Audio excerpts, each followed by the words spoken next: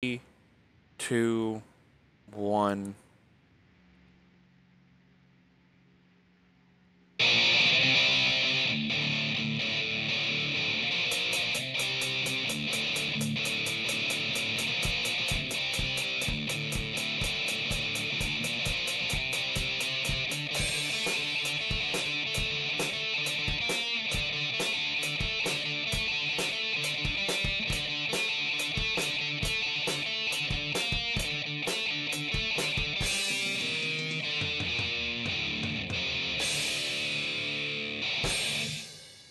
All right, welcome to another installment of the Fragments Silicon Reviews.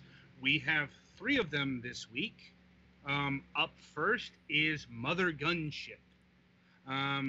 If you've heard of any of our games this week, this is probably the one. Certainly the one that got the most promotion from what I saw. Like, now, if you don't know what Mothergunship is, it's a first-person roguelike shooter. Yeah, emphasis on the shooter because this game's big selling points is guns. Lots and lots of guns. Guns as far as the eye can see. Build them any which way you want within a bit of reason. Like there are a few rules. Emphasis on few. But yeah, guns are the kind of the lifeblood of this game. It's even in the title. Although the Mothergunship is an actual thing, it is the thing you are working towards to destroy.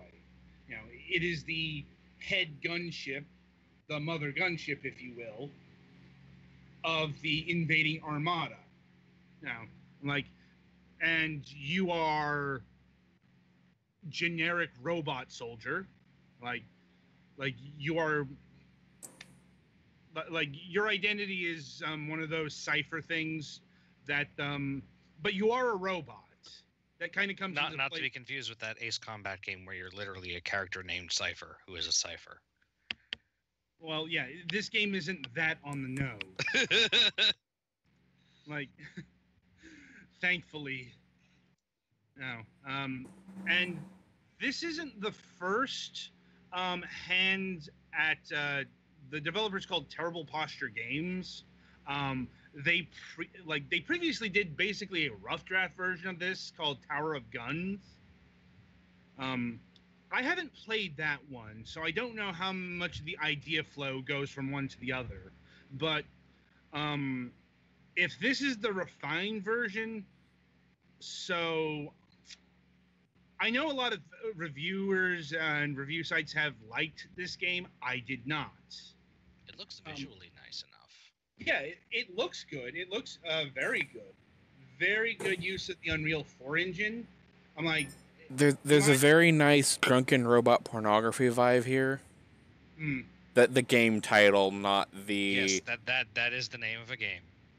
Yes. God, we featured that, on the show eons ago. I know, but it was still a very enjoyable game. I know.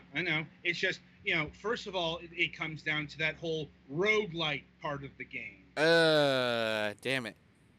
Yeah, it's like for your might as well be randomly generated guns, you have this array of randomly generated levels. Sort of. Like the levels themselves do come in a predefined set of rooms. What is random is the enemies. Sometimes, there were some rooms that I ran through that had the same enemies all the time. Some changed it up quite a bit. It's not as random as some other roguelikes I've played, but it's as fucking difficult as some other roguelikes I've played. And the fucking punishment system. So, this is what broke me. The punishment system, it's one of those, if you lose everything. Oh, that's not very fun. Yeah, including the stuff you brought into battle. Including even if you didn't fucking die. Now, I get the idea of this in principle, to keep people from closing the game and keeping their stuff, but here's the thing. Like, I had to close the game to go do other things, and I was having a pretty good run, and I lost all my shit. Yeah. I lost all desire to play the game from then on. Like, some other people might be different, but yeah, it's like, and it's one thing to take away the stuff you collected in a level. It's another thing to take away the stuff that you're given. Another big problem is you're not allowed to test shit before you go into a level. So you have to, until you get a really good idea of how all the different gun components and stuff work. Right. You have to kind of wing it and say, I hope this kind of shoots the direction I think it looks like it shoots. And I got fucked on that as well. These are the little problems that don't seem bad in a vacuum, but add up to a shit game experience overall. Like, once again, this could be a subjective thing. Like, I understand the rules of roguelikes.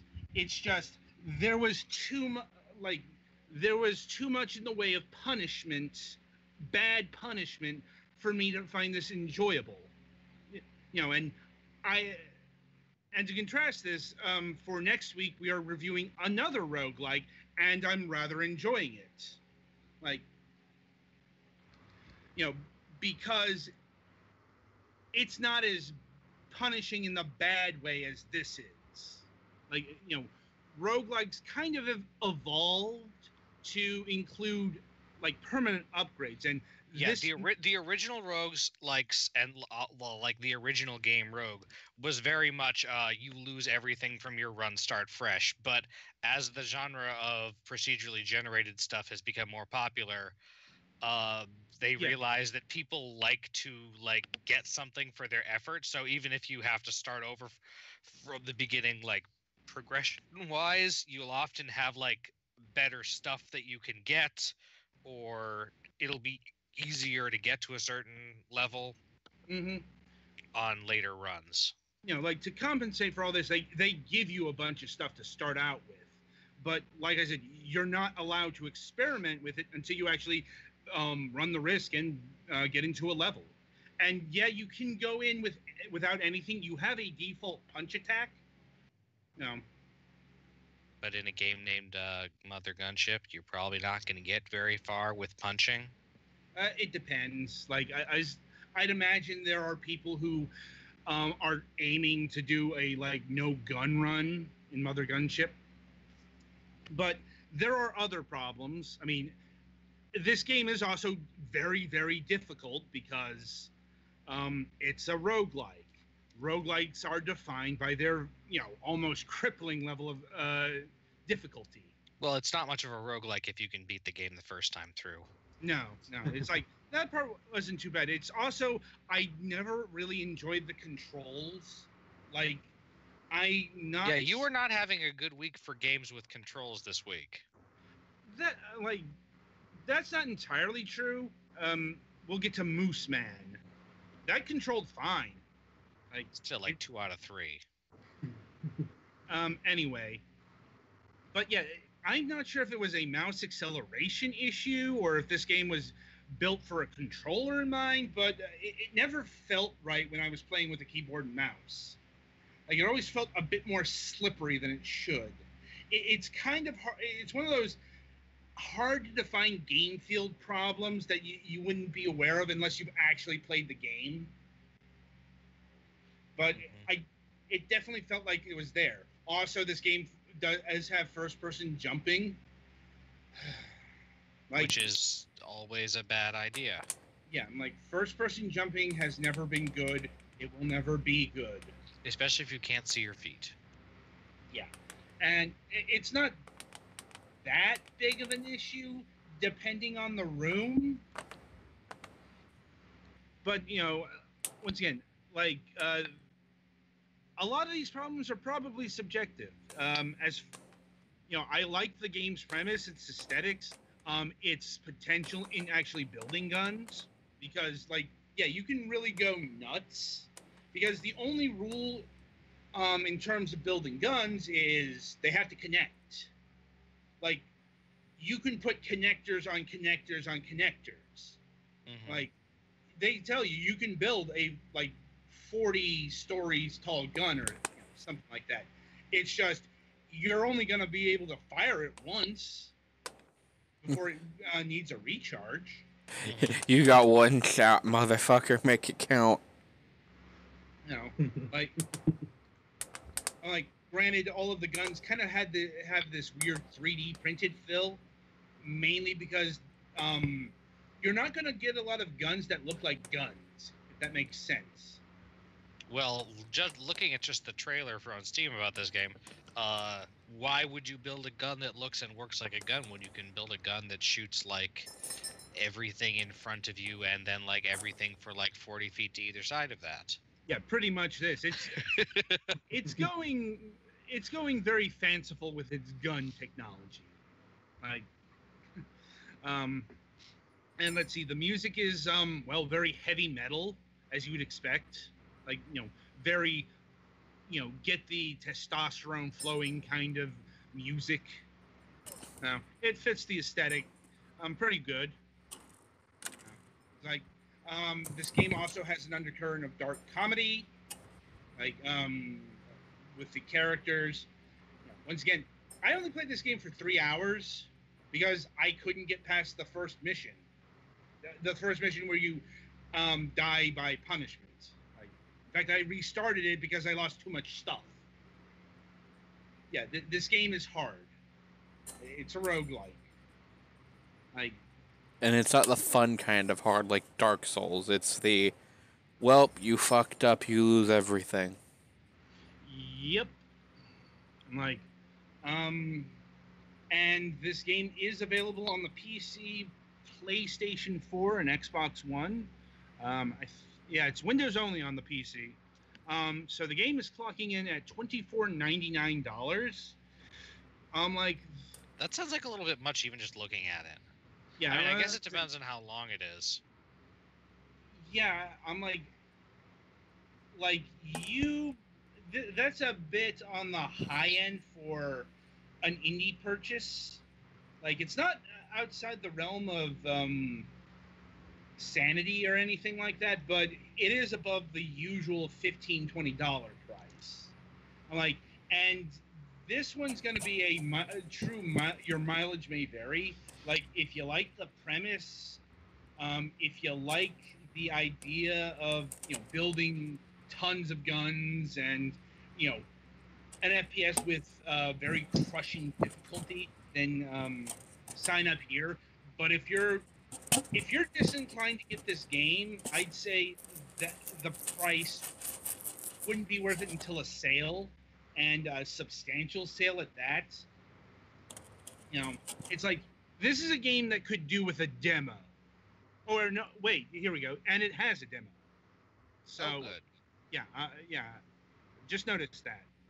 Like, yeah. So yeah, I'm gonna say download the demo and decide for yourself whether you really like what's going on here. Because, yeah, if you don't like what's on display in the demo, you're not gonna like what's on display in the full game. That sounds obvious, but sometimes you have to state these things. But overall, I think this is a solid game, actually. But it's got too many actual issues that hold it back from making it a great game. It's like, even though I didn't personally enjoy it, I can recognize, well-made craftsmanship to the extent that a roguelike can have craftsmanship. like it's got good-looking art assets and things like that. And it does have some actual level design, because the random parts of a level aren't the levels themselves. Like, lava is going to always be there no matter what. It's just some of the obstacles and the enemies are the ones that are randomly generated. Like, Right then. So I think that'll about do it for Mothergunship here. Be sure to tune in after the break as we review The Moose Man.